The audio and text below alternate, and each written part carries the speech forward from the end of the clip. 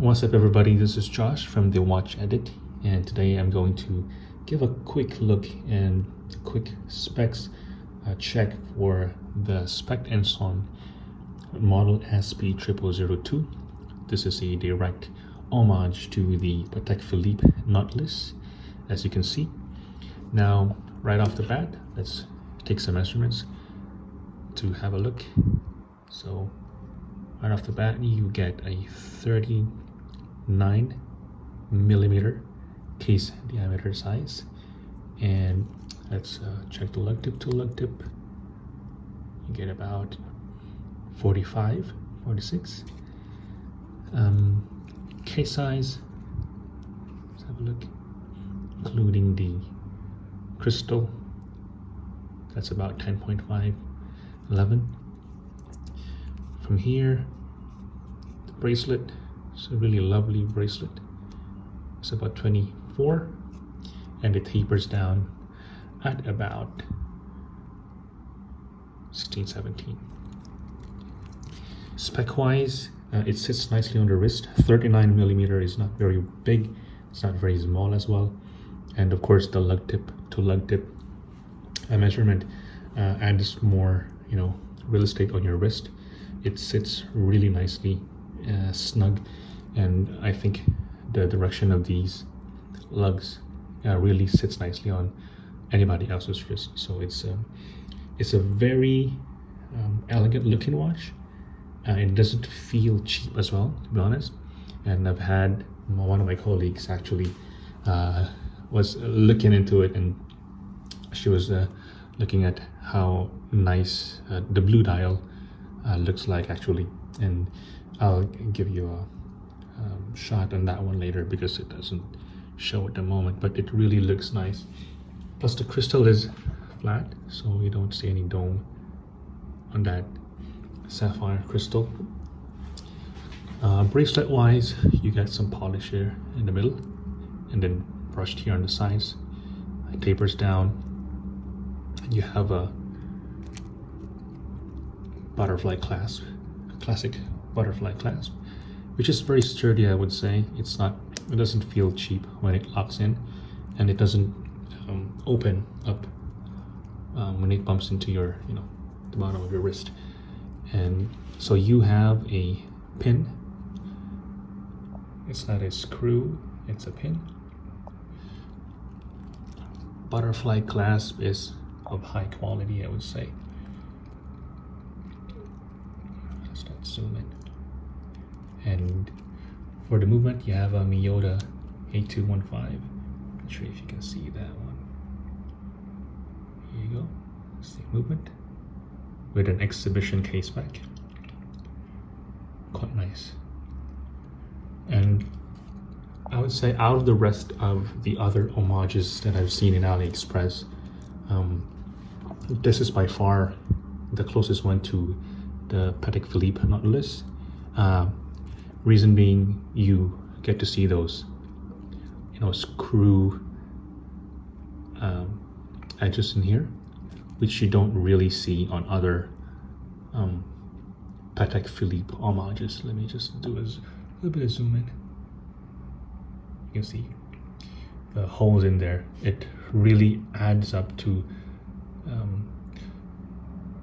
aesthetics wise and kind of elegance when it's in your wrist. Hopefully you can see that blue tinge. Let me wipe it off quickly just so we could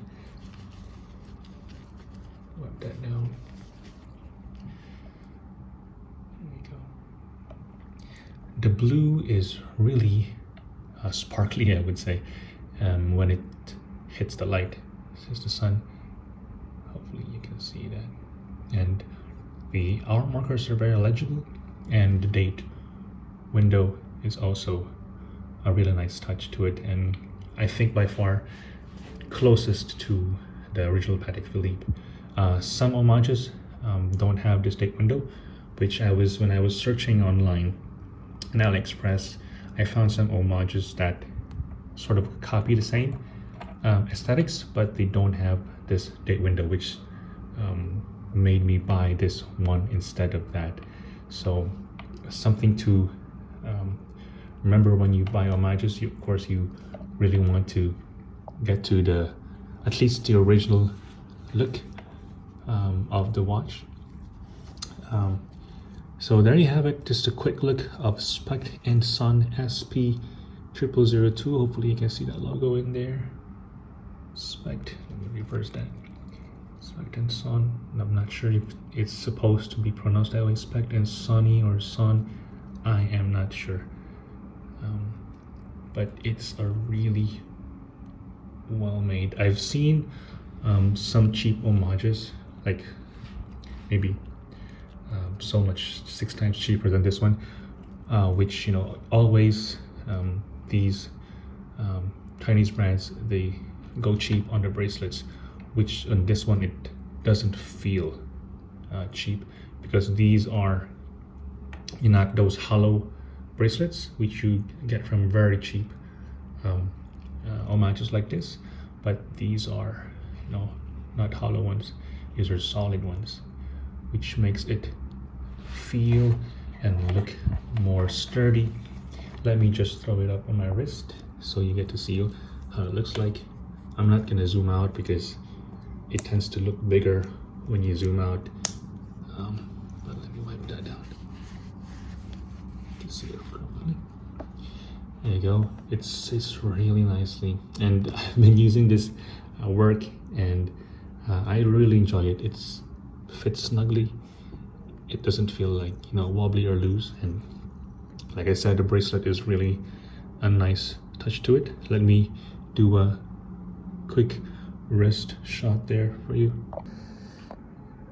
Just playing with some angles here so you can see the blue dial, playing with that angles. It's this is by far my daily watch that I use. I go to work every single day, Mondays to Friday, so this is by far my daily piece, and I swap it around with the PD1645, which is a Datejust homage from Pagani Design, and so that one is a little bit bigger, but this is a 39, so it sits snugly on my wrist. And the good thing about this is that, if you can notice, the middle links, which are polished, it looks a little bit diamond-ish if you play around, if you look at that, which makes it feel more elegant because it plays, I'm not sure if you can see that, it looks a bit diamond-ish, those rectangular squares in the middle of the links.